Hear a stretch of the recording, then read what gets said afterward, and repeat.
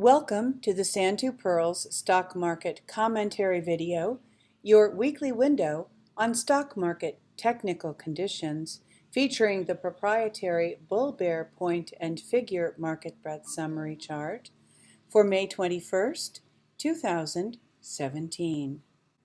Market breadth. With this past week's market fractional decline, our bull-bear point and figure ratio at 0.98 fell from 1.29 last week, declining into bearish territory. The total count of securities in bullish or bearish patterns increased to 3,137. The count of bearish stocks increased 16%, while the count of stocks in bullish patterns decreased 12%. The Santu Pirls PNF Market Breadth Summary Chart shows us a market now 1 week in bearish territory. Paid subscribers have access to the Open Office Calc data from which the chart is generated. You may become a paid subscriber by visiting s2pmarketsignal.com, clicking Membership, clicking Register, and following the prompts. To subscribe to the weekly Santu Pirls Stock Market Commentary via email free of charge, simply enter your email address in the space provided and click Subscribe. The well-known market breadth indicator, the Nasdaq McClellan Summation Index, fell 69 points for the 15th advance in 21 weeks.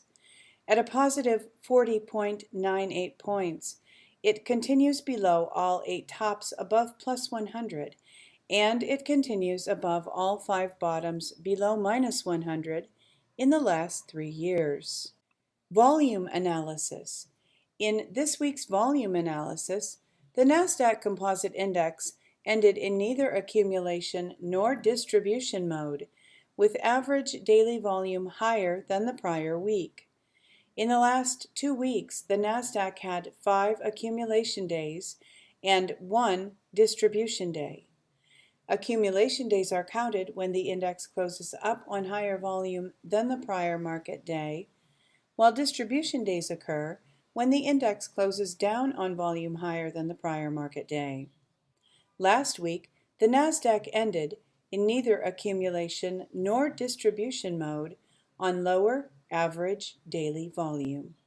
Momentum, now at a positive 15.52, down from a positive 78.92 last week. The CCI 20 daily uptrend continues. At Friday 5/19 close, after a few days below zero, it formed a valid zero-line reject long entry signal for Monday 5/22 open. We will continue to follow this trade simulation in next week's commentary. In Woody's CCI trading system, 6 consecutive bars above or below zero are required for a change of trend. The weekly CCI 20 of the Nasdaq Composite Index began a Woody's uptrend 55 weeks ago, while the daily CCI 20 began a Woody's uptrend 26 weeks ago. The CCI 20 weekly has fallen to 125.40 from 138.49 last week. We await the return of the CCI 20 weekly to the plus or minus 50 range for another potential trade. Industry rotation the last 2 weeks. All of the top 5 industries are positive, and all of the bottom 5 are negative. Summary: gold and silver, oil, oil services, and some tech on top. Banks, brokers, and some tech on the bottom. Bullish, semis continues in the top 5. REITs has left the bottom 5. Bearish, networkers continues in the bottom 5. Brokers has entered the bottom 5. Gold and silver continues in the top 5. Oil has entered the top 5. Oil services has left the bottom 5 and entered the top 5.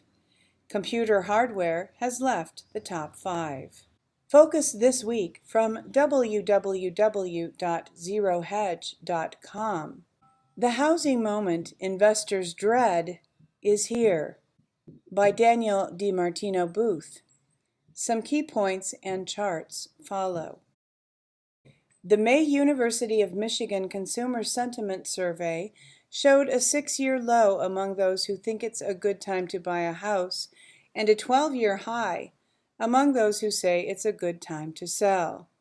Disparities of this breadth tend to coincide with breakpoints, and that's just where we've landed in the cycle. The beginning of May officially marked the advent of a buyer's market, defined simply as sellers outnumbering buyers by a wide enough margin to trigger falling prices. Yes, it's the moment buyers have been waiting for. It's also the moment private equity investors, those who've crowded out natural buyers, have been dreading. 3 factors determine home sales: interest rates, unemployment, and prices. The recent decline in interest rates has provided some semblance of relief. Purchase applications have bounced off April's levels when they were down 4% over last year. April and May are obviously critical to the spring sales season. The low unemployment rate would seem to be a huge plus if it wasn't for the stress building around thousands of layoff announcements across the retail and auto sectors that won't find their way into this most lagging of economic indicators for months. That is not to say those getting pink slips don't know their fate, which should influence home sales going forward. Price is the one bright spot, with one glaring caveat. Falling home prices tend to be associated with a negative macroeconomic backdrop, which does not bode well for any buyer of, well, anything. Dig into the Federal Reserve's recently released first quarter senior loan officer survey, and you will see nothing of note on the residential mortgage side.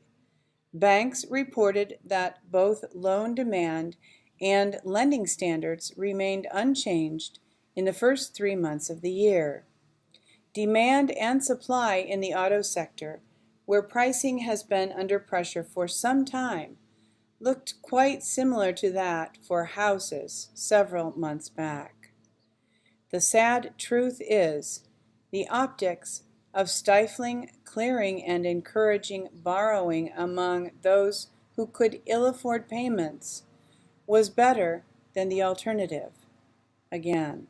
Thank you for watching this week's Sand to Pearls Stock Market Commentary, featuring the proprietary Bull Bear Point and Figure Market Breadth Summary Chart, compiled by Donald Pearl, www.s2pmarketsignal.com.